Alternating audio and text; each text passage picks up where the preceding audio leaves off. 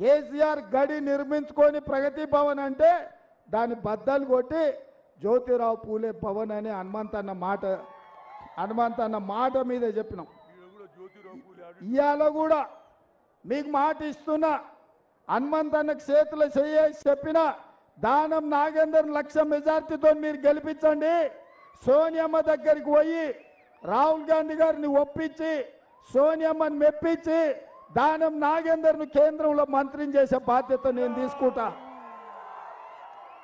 ఎందుకంటే ఈ నగరం అభివృద్ధి జరగాలంటే ఇక్కడ పుట్టినోడై ఉండాలి, ఇక్కడ పెరిగినోడై ఉండాలి, ఈ బస్తీల బాధలు తెలిసినోడై ఉండాలి. అందుకే తప్పకుండా ఇండియా కూటమి రాహుల్ గాంధీ గారు ప్రధానమంత్రి కాబోతున్నాడు.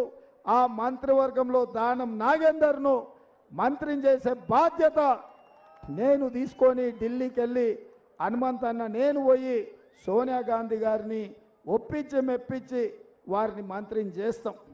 ఇవాళ మీరు సరే ఒక రకంగా బీజేపీ వాళ్ళ కథ అట్లుంటే నిన్న మొన్న వాళ్ళు బీజేపీ వాళ్ళు చెప్తున్నాడు మోడీ గ్యారంటీ అని.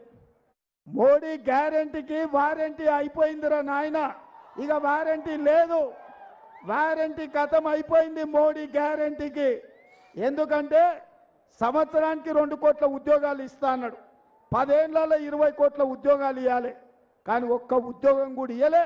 ఇవాళ ప్రపంచంలోనే అత్యధికంగా నిరుద్యోగ సమస్య ఉన్నది భారతదేశంలోనే. ఇదే కాదు, ప్రపంచంలో 125 దేశాలు ఉంటే అత్యధికంగా ఆకలి ఉన్న దేశాలు లెక్క పెడితే 111వ దేశంగా భారతదేశం ఆకలి కేకలతోని ఆత్మహత్యలతోని ఉన్నదని ప్రపంచంలోనే భారతదేశానికి చెడ్డ పేరు వచ్చింది. మనం కాదు, పక్కలున్న పాకిస్తాన్ బంగ్లాదేశ్ కూడా మనకంటే మంచిగా ఉన్నాయి, మన దేశంలోనే ఆకలి ఎక్కువ ఉన్నదని మొన్ననే లెక్కలు తేలినాయి. అదేవిధంగా రైతుల ఆదాయం 2 చేస్తా అన్నాడు. ఆదాయం సంగతి దేవుడు ఎరుగు, పెట్టుబడి 3 అయింది, రైతులు ఆత్మహత్యలు చేసుకుంటున్నారు. పేదోళ్ళకి ఇల్లు ఇస్తా అన్నాడు. మీకు ఎవరికైనా మోడీ ఇల్లు ఇచ్చిండా? కిసికు ఘర్ దియా, కిసికు ఘర్ మిలా.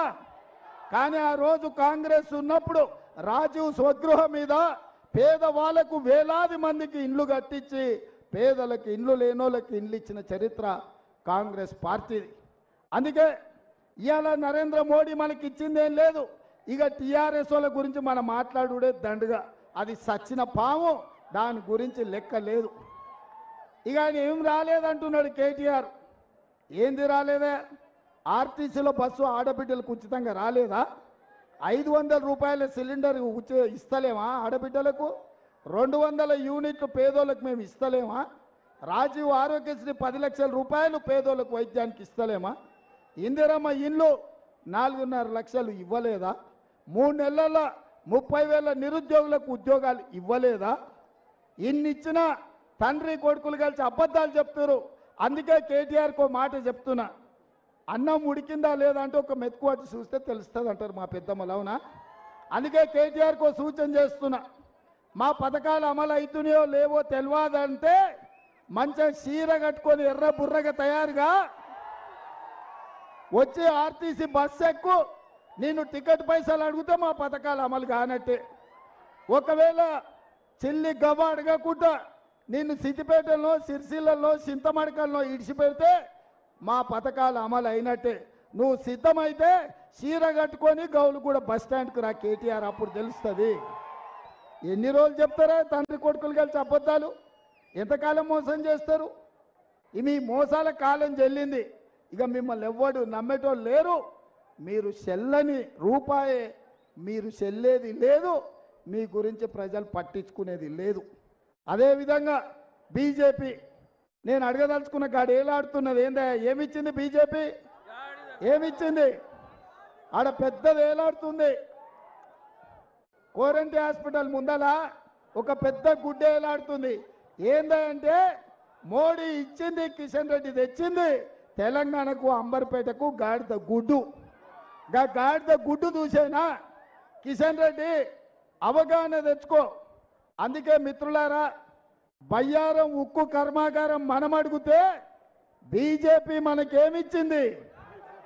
గట్టిగా చెప్పాలి, చిన్న కాదు. మోడీకి ఇంపియాలి ఢిల్లీకి. ఖమ్మంలో బయ్యారం ఉక్కు కర్మాగారం మనం అడిగితే బీజేపీ మనకేమిచ్చింది?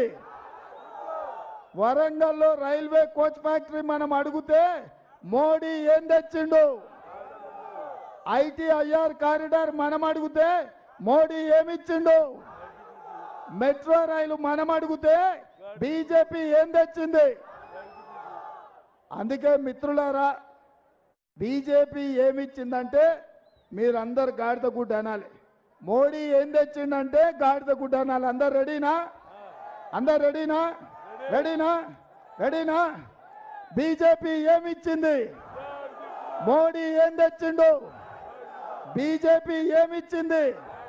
మోడీ ఏం తెచ్చిండు? మోడీ ఏం తెచ్చిండు? బీజేపీ ఏమిచ్చింది? మోడీ ఏం తెచ్చిండు? బీజేపీ ఏమిచ్చింది? మరి సోదరులారా, తెలంగాణ గాడిద గుడ్డిచ్చిన బీజేపీకి కర్రుగా